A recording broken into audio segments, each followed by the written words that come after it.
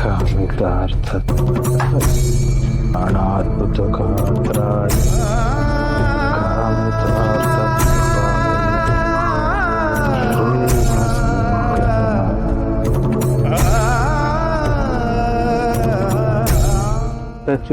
ಅಂಬಟ್ರೆ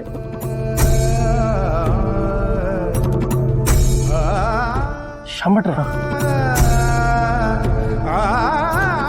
ಮಾಧವ ಕೂತ್ಕೋ.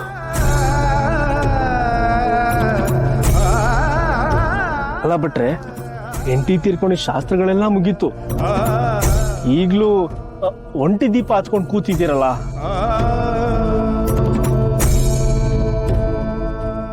ಇದು ಒಂದ್ ರೀತಿ ನನ್ನ ಬಾಳಿನ ಸಂಧ್ಯಾ ದೀಪ ಕಣಪ್ಪ.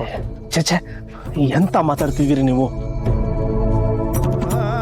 ಇನ್ನೆಷ್ಟು ದಿವಸ ಬದುಕಿದ್ದು ಏನು ಪ್ರಯೋಜನನಪ್ಪ? ವಯಸ್ಸಾದ ಜೀವಕ್ಕೆ ದೇಹದಲ್ಲಿ ಬಾಧೆ ಇದ್ದೇ ಇರುತ್ತೆ. ಈ ಭಾವಬಂಧನ ಸಾಕು ಅಂತ ನಾನೇ ಸಂಕಲ್ಪ ಮಾಡಿದೆ. ಏನು ಸಂಕಲ್ಪ ಮಾಡಿದ್ದೀರಾ? ಒಟ್ಟಿಗೆ ಏನಾದ್ರು ತಿಂದ್ರೋ ಇಲ್ವೋ? ಉಪವಾಸ ಇದ್ದೀನಿ. ಯಾಕೆ? ಈ ದೇಹ ಶಕ್ತಿ ಕಳೆದುಕೊಳ್ಳಿ ಅಂತ, ಉಸಿರು ತಾನಾಗಿ ಈ ದೇಹದ ಸವಾಸ ಬೇಡ ಅಂತ ಬಿಟ್ಟು ಹೋಗ್ಲಿ ಅಂತ. ಇದೆಂತ ಹುಚ್ಚಾಟ ನಿಮ್ದು? ನಿರಾಹಾರದಿಂದ ಪ್ರಾಣ ಬಿಡ್ತೀರಾ? ಎಂದಿದ್ರು ಹೋಗದೆ ತಾನೆ, ಅದಕ್ಕೆ ನಾನು ನೀರು ಸಹ ಕುಡಿಯಲ್ಲ. ಎಲ್ಲ ತಿಳಿದವರಾಗಿ ಈ ರೀತಿ ಮಾತಾಡೋದಾ? ದೇಹ ದಂಡಿಸಿ ಪ್ರಾಣ ಕಳ್ಕೊಳ್ಳೋದಾ? ಈ ಶರೀರ ಒಂದಲ್ಲ ಒಂದ್ ದಿವಸ ಹೋಗದೆ ಅಲ್ವಾ? ಶ್ರೀಹರಿ, ನಿಮ್ಗೆ ಹೇಗೆ ಹೇಳಿ? ಹೆಂಡತಿನ ಸಾವಿನ ದುಃಖಕ್ಕೆ ಈ ರೀತಿ ವ್ಯಕ್ತ ಪ್ರಯತ್ನ ಮಾಡ್ತಿದ್ದೀರಾ ನೀವು?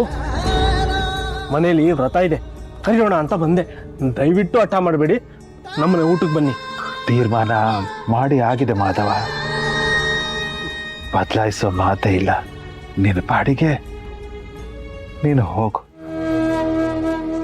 ಮನೆಯವ್ರು ಕೇಳಿದ್ರೆ ಭಟ್ರಿಗೆ ಹಸಿವಿಲ್ಲ ಅಂತ ಹೇಳ್ಬಿಡು. ಏನು, ನಾನು ಮನೆಗೆ ಹೋಗಿ ಸುಳ್ಳು ಹೇಳೋದಾ? ಹಿರಿಯರಾಗಿ ಎಂತ ಮಾತು ಹೇಳ್ತಿದ್ದೀರಾ? ಬನ್ನಿ, ಹೋಗೋಣ ಬನ್ನಿ.